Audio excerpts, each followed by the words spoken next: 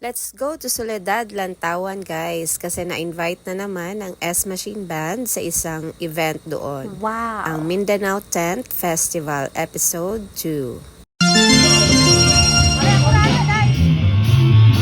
So dumating kami around 1 PM na. Sobrang na-amaze kami guys sa overlooking na place ng Soledad, Lantawan. Dahil bagong dating lang kami, so pahinga muna, meet up with friends. Halos lahat kami dito guys is mga first timer na mga attendees ng ganitong event.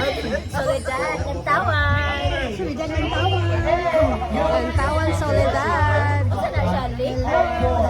Ayan guys, nakikita nyo sa video ang overlooking view ng Soledad, Lantawan.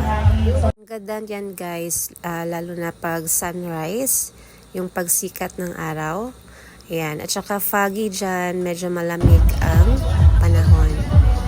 After pahinga guys, nag-set up sila ng mga tents kasi nga ito ay tent festival.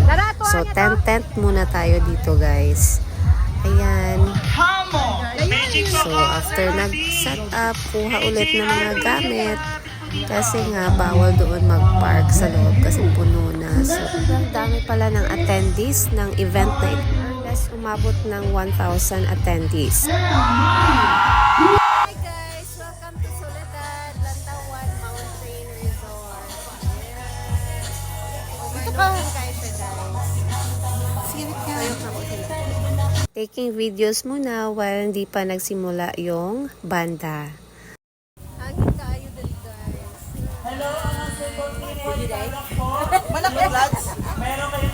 Around 4:30 or 5 PM, nag-start na yung S Machine Band na tumugtog. So, ayan, kuha-kuha muna kami ng mga video sa area. Ayan, ang daming tents, guys. Iba-ibang kulay.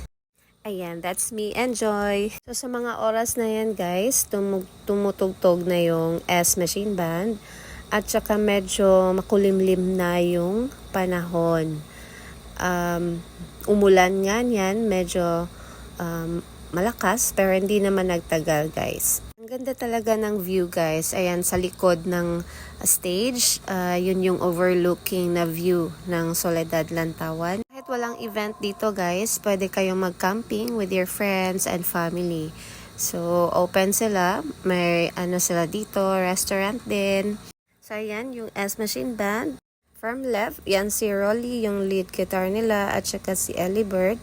Then, yung vocalist nila si Michael. Yung drummer naman si Luke, at saka yung bassist nila si Edward. So, sila yung first band na tumugtog sa event na yan.